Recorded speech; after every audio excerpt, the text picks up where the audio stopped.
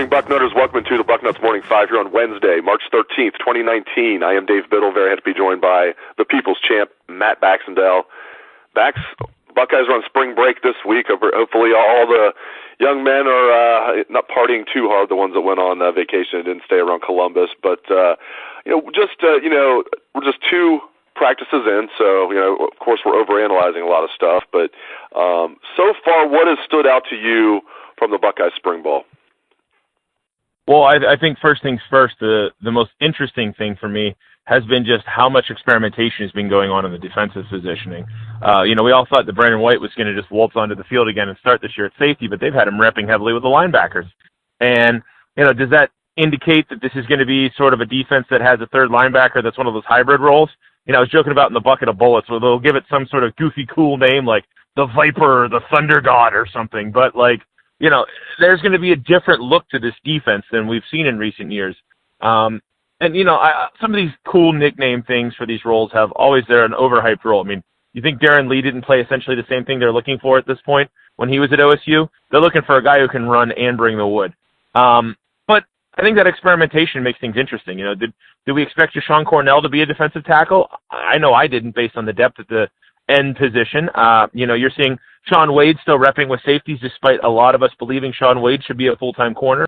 And guess what? They're going to be moving these guys around left and right to try to make sure you get the best players on the field. So I think the first thing that caught my eye was just the widespread experimentation. But when you had as bad of a year defensively last year as OSU did, that's probably a good thing to try to completely mix things up.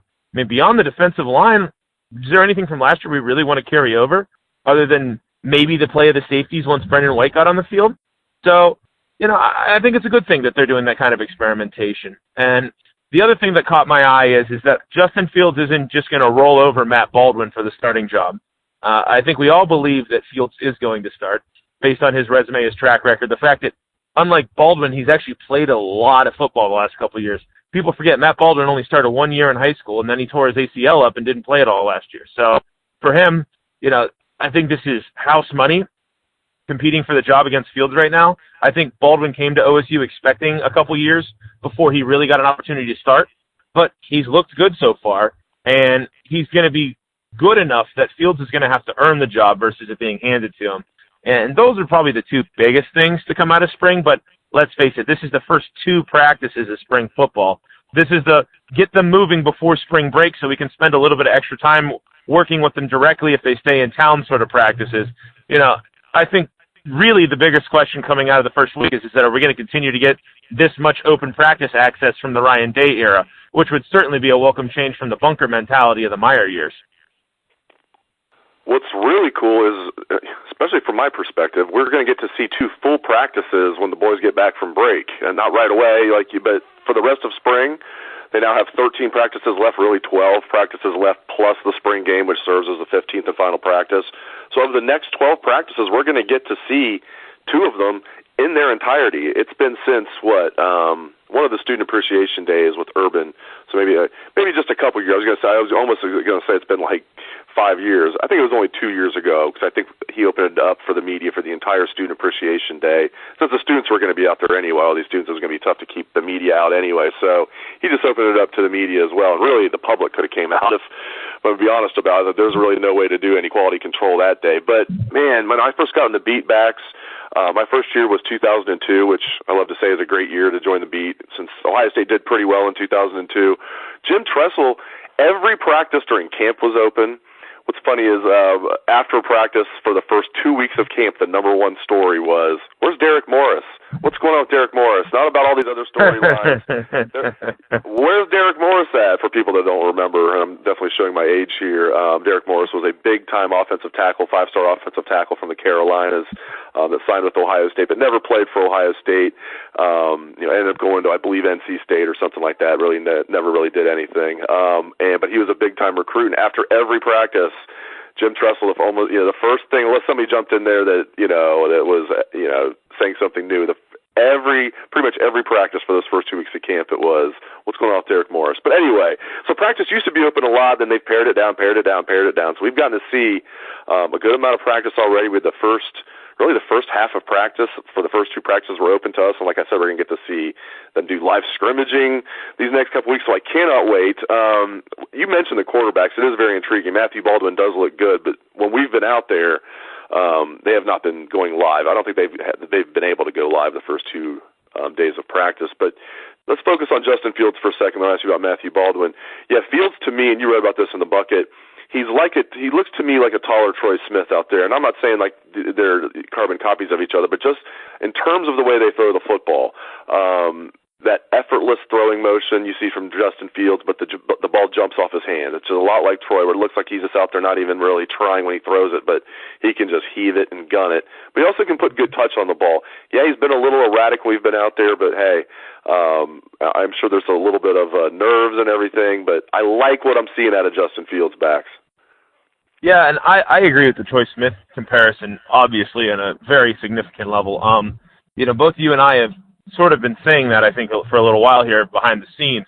And I think a real good comparison for another thing that Troy did is, at the start of Troy's career, Troy was a guy who, half the time, he'd be like, and Ted Ginn's not open, I'm running the ball, right? That Michigan game in 2004, he ran for like 150 yards, right? The famous upset where OSU had no chance, and at the end of the game, Santonio Holmes runs out, puts his helmet down at center field, and laughs at Lloyd Carr. I'm also showing my age here, but whatever.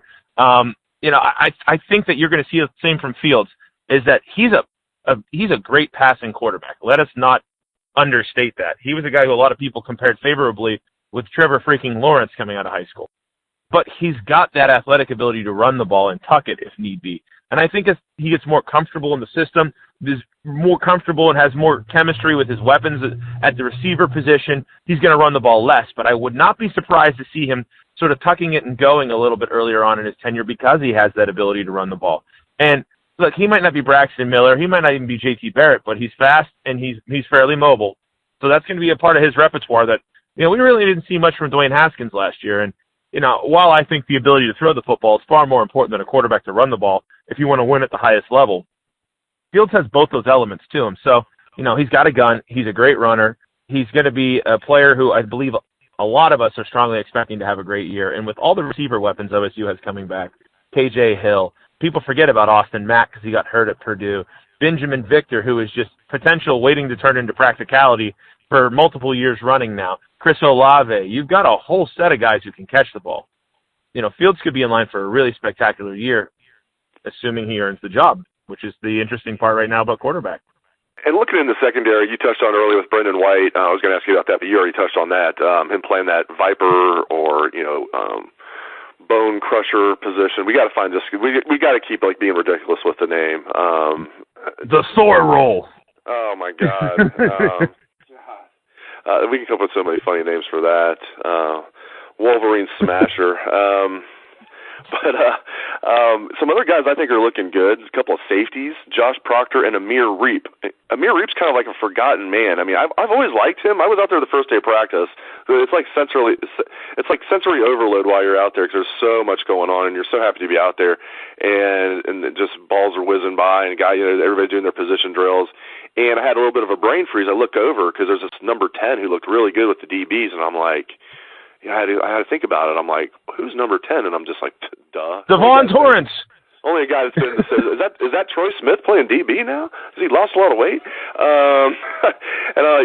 Rex Kern, Art Schleicher.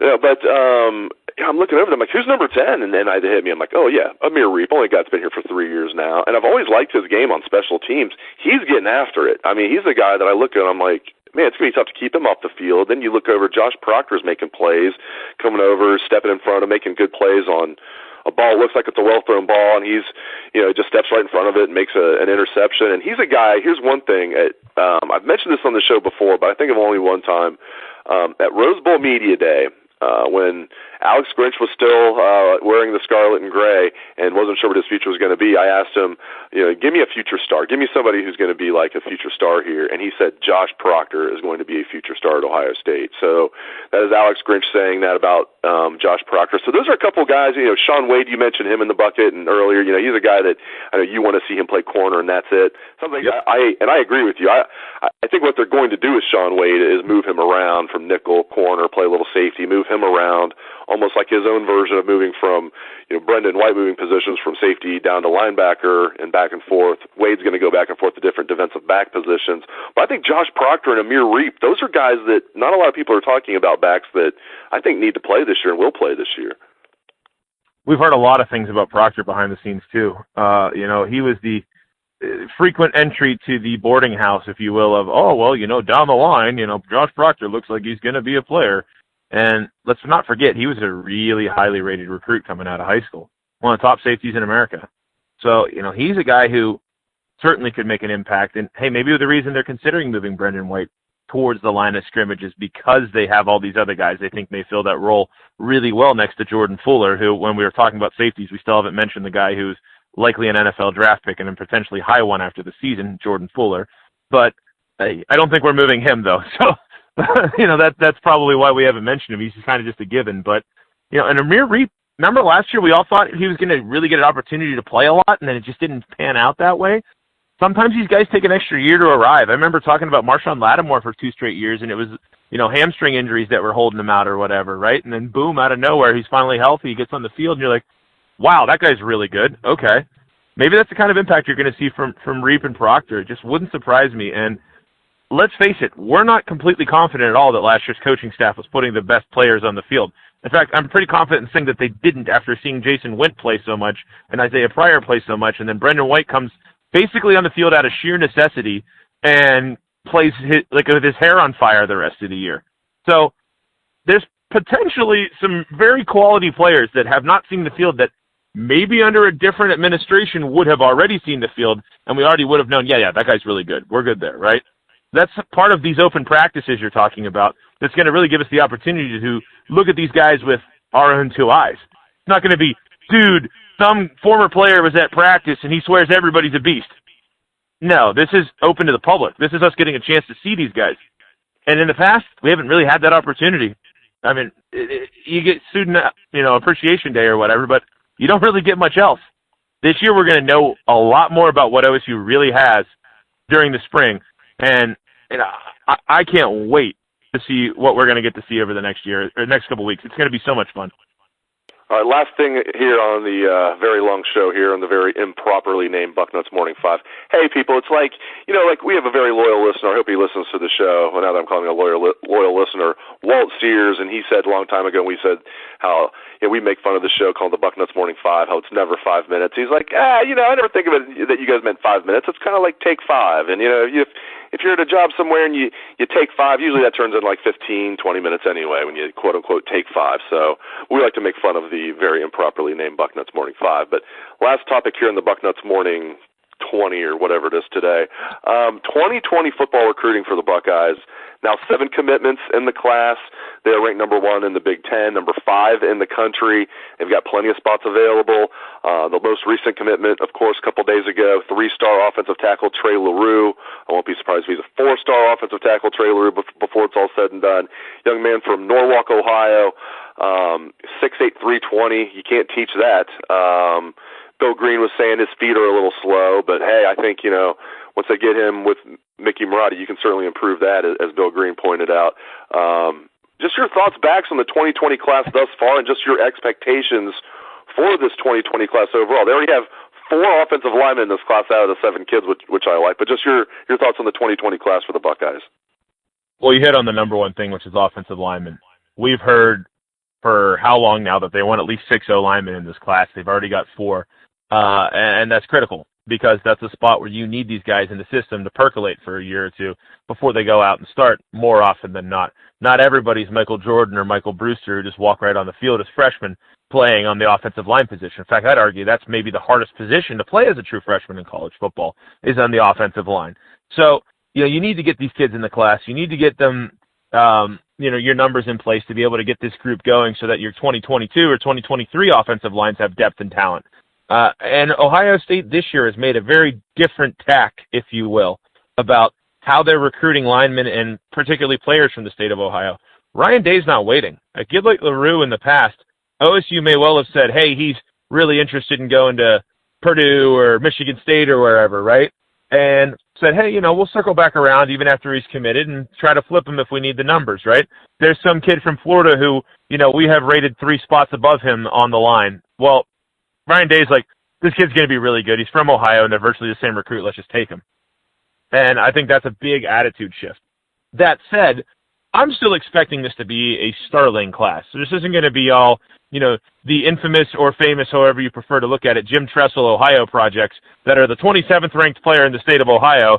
And you're like, wow, that guy could turn out to be really, really good like Darren Lee, except most of them don't turn out to be Darren Lee. I think you're going to have a lot of highly touted players in this class. I think a lot of offensive players in particular are going to be looking at Ohio State as a place you want to be under Ryan Day. Ryan Day's got a little bit of that mystique already.